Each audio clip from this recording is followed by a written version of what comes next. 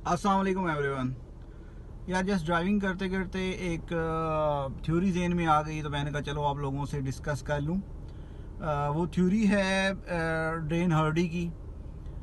Drain Hardy की एक theory है जिसे कहते हैं कंपाउंड इफ़ेक्ट, जिसमें वो डिफ़ाइन करता है कि आपके ज़िंदगी में जितनी भी फेलियर हैं या आपकी ज़िंदगी में जितनी भी सक्सेस है, वो सडनली इम्प्लीमेंट नहीं होती, कि यकदम नहीं हो जाता। किस ज़िंदगी में कोई भी काम यकदम नहीं होता।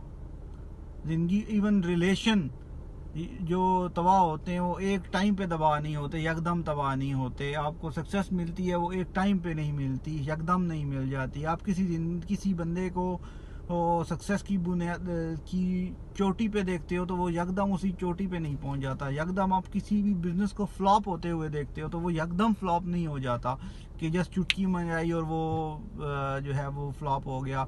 चुटकी बजाई और आपका कोई रिलेशन है वो ब्रेक हो गया, वो ऐसे नहीं होता, वो स्टेप बाय स्टेप होता है। वो अपनी बुक में लिखता है कि उसकी एक वर्डिंग कहता है कि step by step, day by day, your choice will shape your action until they become habits where practice make them permanent। यानी कोई भी चीज़, इवन